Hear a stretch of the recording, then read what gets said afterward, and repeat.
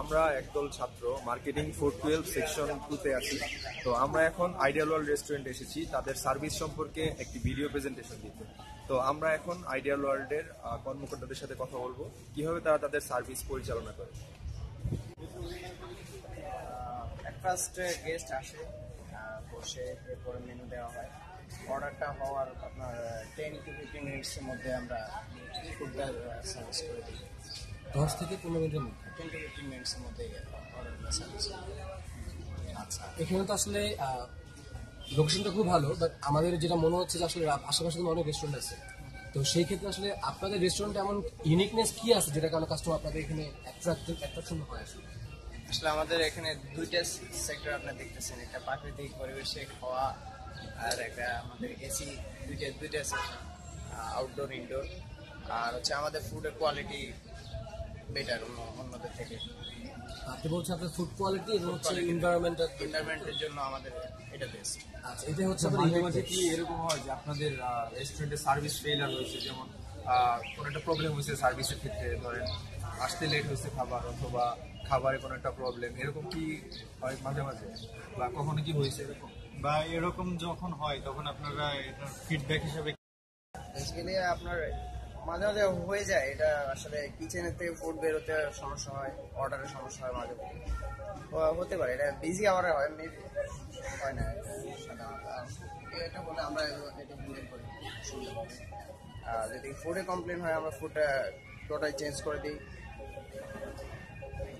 Customer complain যদি করে আপনাদের এখানে, দ্যাট মিনস কাস্টমার ফিডব্যাক, আপনাদের এখানে সার্ভিস দেওয়ার পর কাস্টমার ফিডব্যাক নিয়ে কোনো চান্স আছে কি? যেমন আপনার ডেভেলপমেন্টের জন্য, আপনাদের যে কোনো কাজের উন্নতির জন্য যে কাস্টমার ফিডব্যাক নিচ্ছে আমরা ভালো হওয়ার জন্য বা ভালো করার জন্য। হ্যাঁ, আমাদের আইডিয়ালের একটা ফ্যান পেজ আছে, ওইখান থেকে আমরা ফিডব্যাকগুলো নিই। আমরা আমাদের সার্ভিসটা ডেভেলপ করার চেষ্টা করি, এখান থেকে কাস্টমার ফিডব্যাকগুলো আমরা এখান থেকে কালেক্ট করি এবং আমাদের সেক্টরটা ডেভেলপ করার চেষ্টা করি।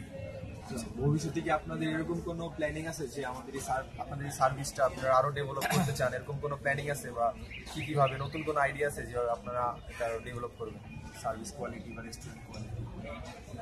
সার্ভিসটা আমাদের এখানে আমাদের বাংলাদেশ পর্যটন কর্পোরেশনের সব সার্ভিস ভেন্ডার আছে, ওরা ওয়েল ট্রেন্ড সব স্টাফগুলো।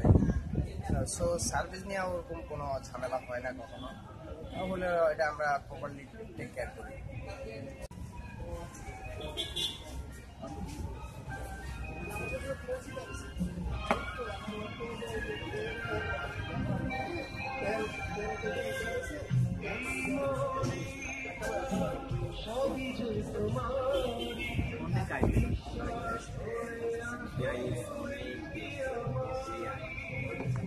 কিছুক্ষণ আগে আমরা এখানকার সার্ভিস ইনচার্জের কাছ থেকে সার্ভিস সম্পর্কে জানলাম।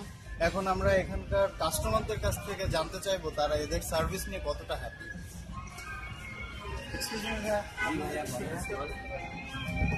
আপনারা কি এখানে নিয়মিত আসেন? আপনারা তো নিশ্চয়ই এখানে আসা হয় এই কারণে, যেহেতু আমাদের ক্যাম্পাসের কাছে এই রেস্টুরেন্টটা, আর এই রেস্টুরেন্টটা আসার মেন কারণ হচ্ছে যে ক্যাম্পাসে যেহেতু আমাদের ব্যাক টু ব্যাক ক্লাস থাকে, সেহেতু আমরা বাইরে যেতে পারি না। তো এখানে আসলে 15 থেকে 20 মিনিটের মধ্যে আমরা খাবারটা অর্ডার দিলে পেয়ে যাই, এই জন্যই আসা। আপনারা কি খাবার অর্ডার করছেন অলরেডি? আচ্ছা, এদের সার্ভিস সম্পর্কে আপনাদের কি, আপনারা কি হ্যাপি এদের সার্ভিস? হ্যাঁ, সার্ভিসটা ভালোই আছে, স্টুডেন্টরা বেশি আসে তো সেই হিসাবে আমার কাছে মনে হয় যে এদের যে কোয়ালিটি হিসাবে দামটা আর একটু, হ্যাঁ, কিন্তু মানে সেটাই আসলে এদের দামটা একটু বেশি শুনছি। কারণ আপনারা কি বলবেন? এটা আসলে এত দাম হওয়ার কারণে এটা ছাত্রদের জন্য পসিবল, কিন্তু ওরা তো মনে হয় আপনাদের স্টুডেন্ট কিছু সার্ভিস দিচ্ছে, যেগুলো শুধু স্টুডেন্ট দিচ্ছে, সেটাতে কি দিক থেকে অনেক কম, মানে সব রকম খাবার ওটার মধ্যে। আচ্ছা ভাইয়া, তার মানে আপনারা এখানকার সার্ভিস নিয়ে আলটিমেটলি হ্যাপি, মানে সব দিক থেকে না হলেও ওভারঅল আপনারা হ্যাপি। ওকে ভাই, থ্যাংক ইউ।